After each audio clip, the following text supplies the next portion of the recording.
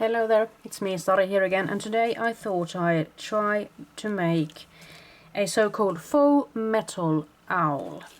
I have made an owl like this before, and I have shown you that owl in a book where I made quite a lot of stamping with the Vilda Stamps. So let's see if I could show you something of how I made the other one. I've die cut a shape. I mean, you could go just for a regular scalloped circle. In this case, I think I'm having an octagonal circle from Spellbinders that I have die cut. This is the largest size in that case. And then I'm just using leftover circles that I have scattered around here, glue them down with my glue gun. So I'm trying to create some sort of a structured effect. I have also die cut a shape with Tim Holtz's ornate die. You can see the shape there. And this is what it looks like. But I'm not going to keep all of it. So I have drawn with a pencil. And I'll be cutting that one out. But you know, I think that I'll have to cut it anyway. And this is just a shape that I remember having on the other one as well, so I'll just have to see about this. It doesn't have to be precise because I'm going to cover this one up with some tin foil or aluminium tape.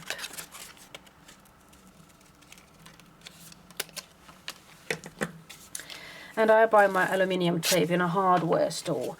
In Sweden, there's a good place called Biltema. Car theme, that means.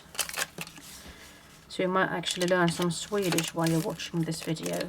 So, bil is car.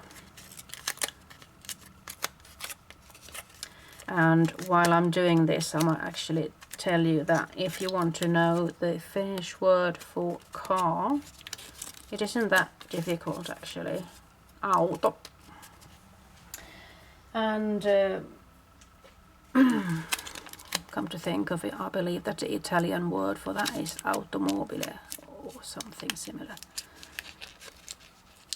Being a Finn, I find that it is easy for me to pronounce Italian words because we have the same sounds in our vowel system.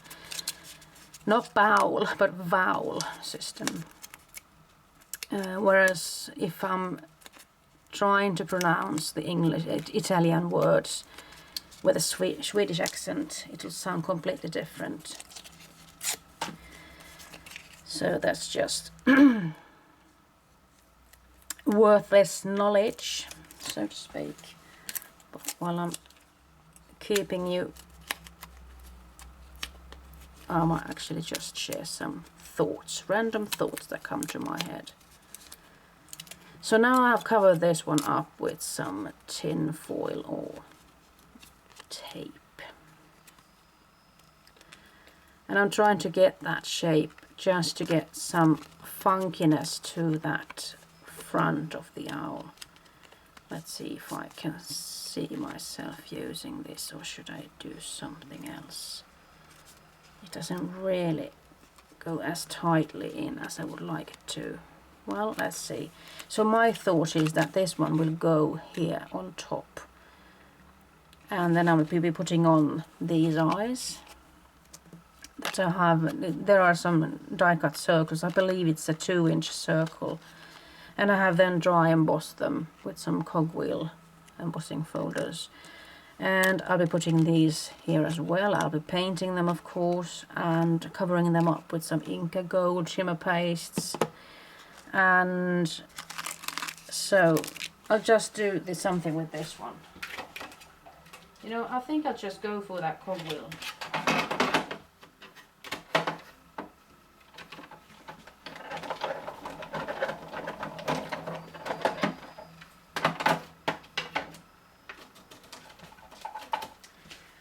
Just to keep things cohesive, I'm using that cogwheel embossing folder that I bought just the other week.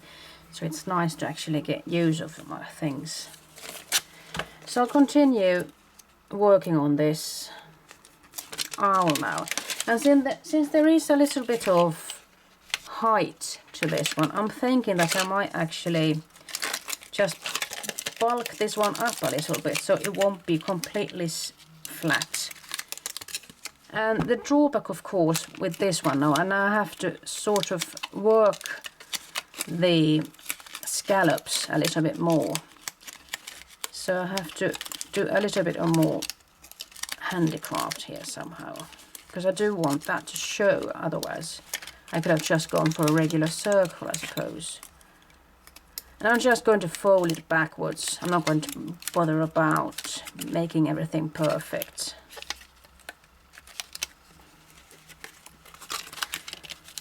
And I'm just going to rub this in and making sure that I'm getting the texture underneath. And I'm just going to tear this tape because it's really easy to manipulate it and make it go your own way. And then I'm just going to flip it over to the back. So let's see.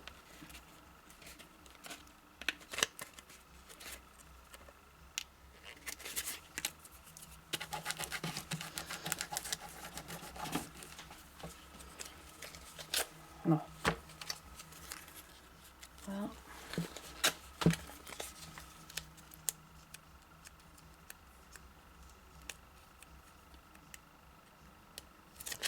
Sometimes it's easier to just wrinkle it up and then take away the backing paper.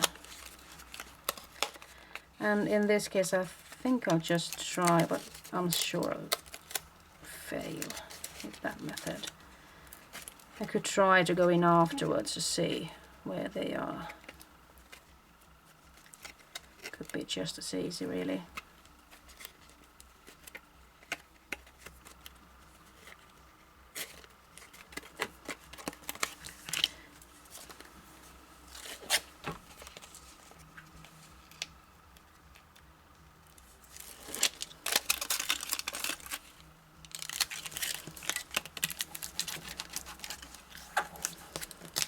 And I decided not to cover the complete scalloped piece here with these circles, because the eyes are going to cover the most part of this anyway, so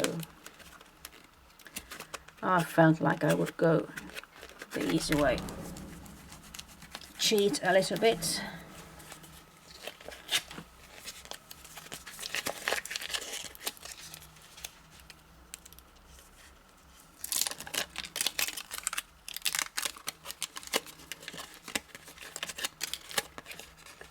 And now I know that they are all in a row there. And you can sort of see where they are. And just with my fingers I'm just making a cut. But there ought to be something here as well.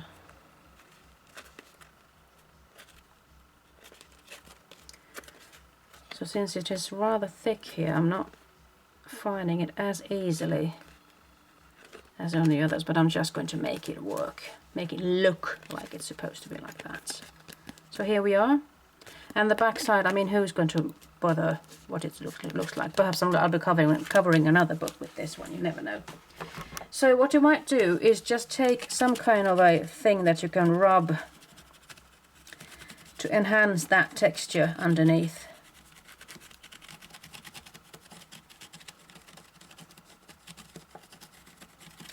And even if you were to rub the metal tape and break it, I mean, it doesn't really matter, because you're going to cover this one up with some black watercolor, no, acrylic paint actually, anyway, so it doesn't really matter. Just till you get some kind of a nice texture going on here. So let's see, now I'm going to take a little bit of black, and actually I'm going to take a magazine underneath so I won't clutter this up too much, and I'm just going to take a little bit of paint because otherwise I'll have so much to just take away, so I might as well just do the highlighted rubbing in already like this. And if I get a lot of paint, it doesn't really matter, it isn't the end of the world. And I'll just rub it in on the top part as well.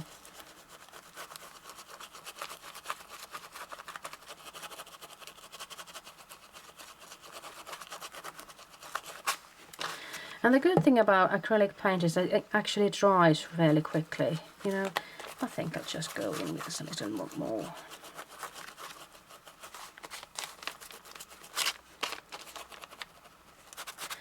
So I needn't wait for too long to make it dry, or for it to dry.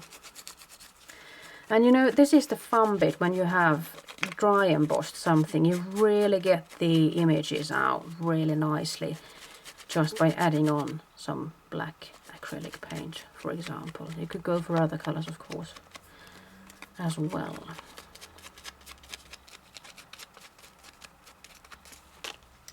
And here come the eyes. I'm just going to base coat them with some black, and I'll be putting on some other color there later. And you could make this owl even bigger if you wanted to. I mean, if you have a really big circle or an oval or something, you could make it work really, and then you could have some really big eyes with lots of funny details on them if you would like to.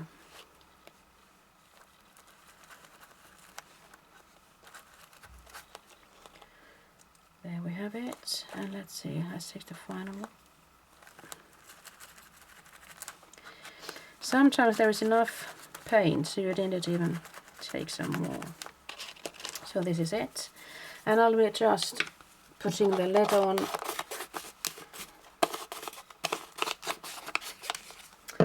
And then I'll be cleaning it up in just a little bit of water like this, just so I don't have to run down to the kitchen.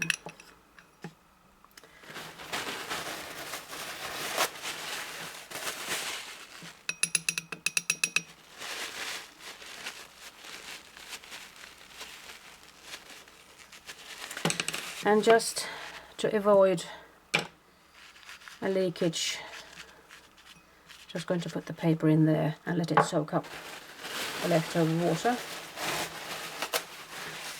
And just a little bit more, so I can just throw this one in the rubbish. Like that. See? So sorry about that. Hang on, hang on. There's something. Are you still with me? That was a shocker, wasn't it? So sorry about that. So let's see, these are fairly dry. And now comes the fun part, or the messy part, some people would say. I'm just afraid that this will fall. It is sliding, isn't it? So I need to figure out what to do with it next. So let's see, I'm going to go for, I mean, as I remember, I really did put in a lot of Inca Gold. I worked in several layers, and I just continued working. Some of these Inca Gold shimmer pastes, unfortunately, have a tendency to dry. So I got myself a new box of the golden color, and in this case I'm just keeping this, and I'm opening as little as possible because I don't want them to dry. Of course you could try and re-moisten them with some water, just to spray some water on there, and I did that before I started this video, so let's see if I manage to make them a little bit more wet. You see, I've got a lot of water here, so I mean you could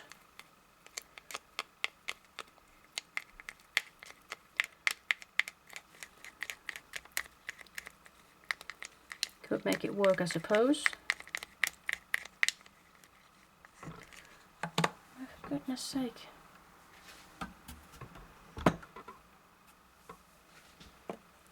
Just going to put the lid on. I'm just going to dab it on there. Make it irregular.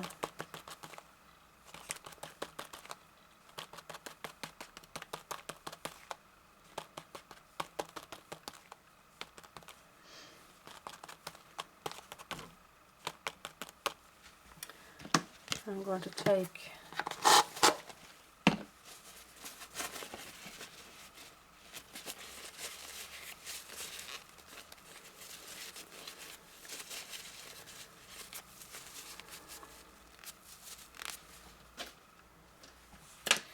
and let's see, I'm thinking that a little bit of orange could be nice, and I've sprayed this one as well. Just trying to get a little bit of this going. This one would have wanted a little bit more water, it seems like. But I'm hoping it'll be enough for this project.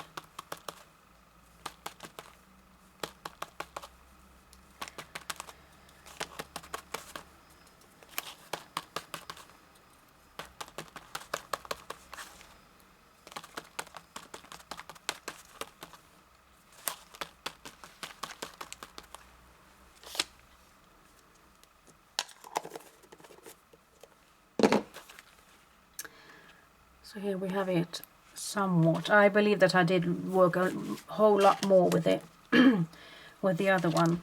Let's see, I'm thinking that I might actually, since these are going to go there, and these, I'm also thinking of incorporating a pair of big pressure buttons. I'm not sure what you call these really, but I'm thinking that a little bit of orange could be nice, although the eyes of an owl mostly are yellow, I suppose, so perhaps I should combine these with some golden as well.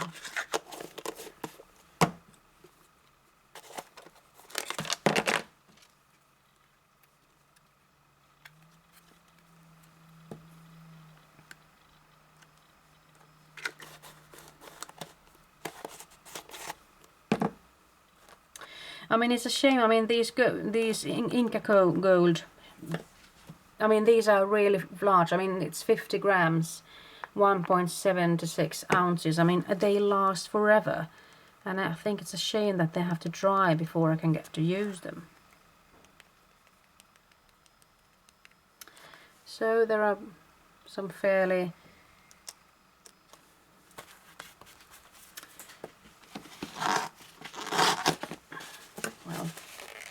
randomly colored eyes.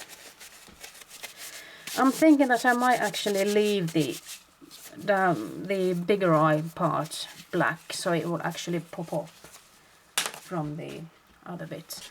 And then it's the question of whether to make this one a little bit green perhaps, or make that one come to life as well.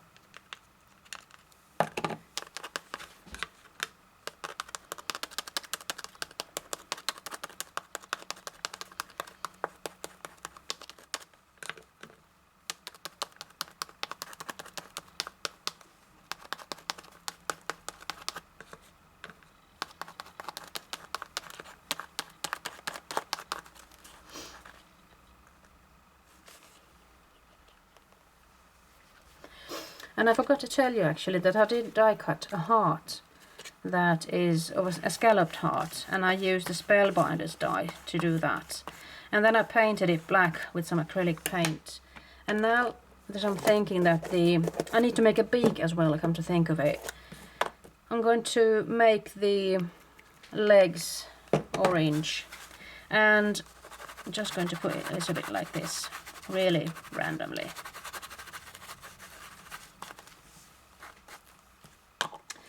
And I need to make a beak somehow.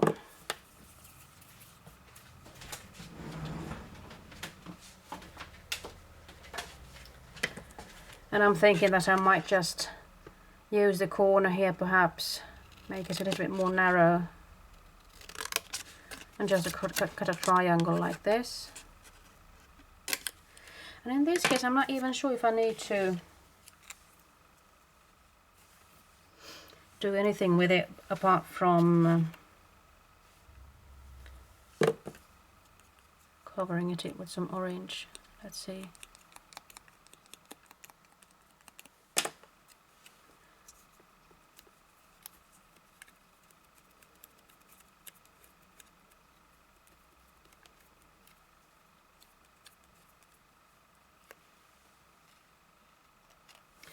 Well, the beak is going to show, that's for sure.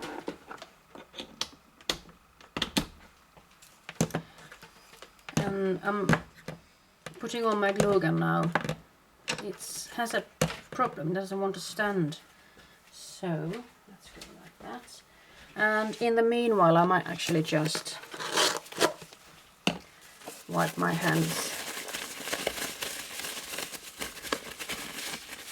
I mean, these kinds of wipes are really handy. I mean, so you needn't rush down to the kitchen or the toilet to feel a little bit cleaner.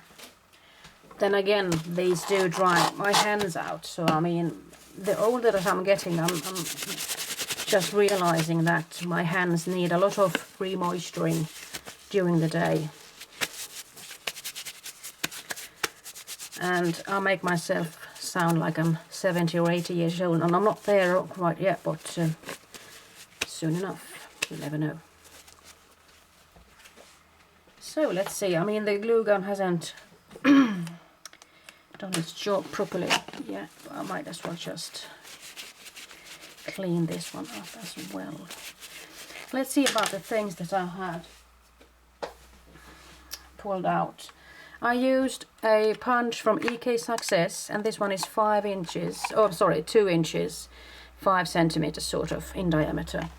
And these punches are really magnificent because I have used a 300 gram watercoloring paper, and grunch, it just goes through it like butter. I did show you this one, Ornate from Tim Holtz, and it has got that beautiful piece that I used there. Here are the dies from Spellbinders, the heart scalloped dies. And here is that scalloped octagon from Spellbinders also, and I used the biggest size there. And as for the acrylic paint, it's just regular acrylic paint that you can buy in your hobby store. And for the Inca Gold shimmer pastes, they are from Viva Decor, and they come in many color.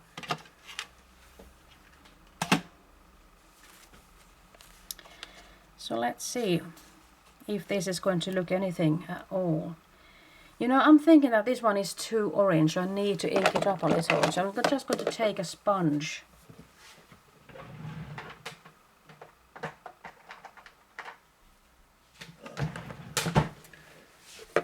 And I'm going to see if I can make it work with some archival ink.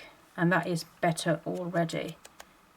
I mean, I just want the orange to show a little bit. That was better, really. So, I'm sorry about the waiting time for this, because I didn't plan for this properly. But, let's see, I'm thinking that if I put the feet down there, I'm hoping it'll look alright. I haven't planned for any kinds of feathers, or I mean wings. I didn't think I would need to. Let's see, I mean, it actually is ready to cooperate. And I don't want the eyes to be too flat, so I'm pushing out quite a lot of glue actually, and letting it get a little bit further up.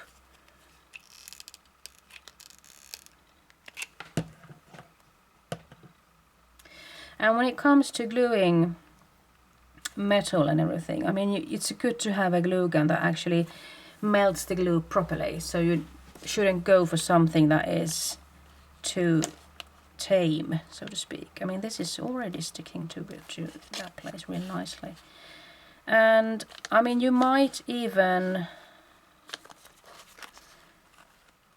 let's see, should I go for it there? I mean, just look at those. I mean, it almost looks like that it has got wonky eyes.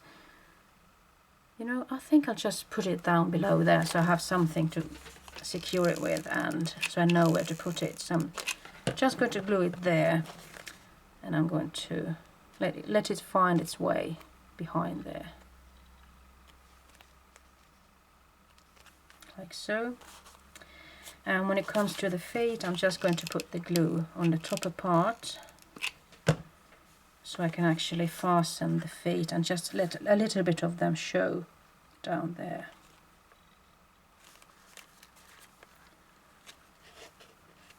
It's a good thing to pick it up so it doesn't get stuck to the paper. And here goes the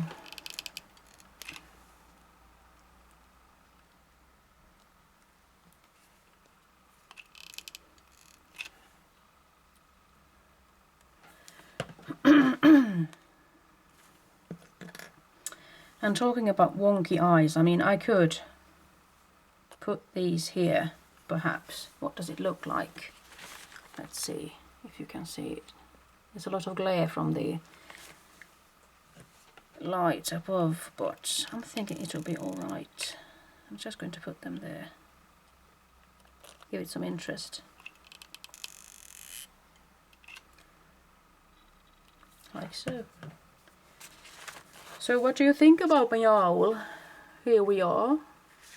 I'm not sure. Perhaps I ought to have done some more work with it. But it's a quick way to show you how I made the owl.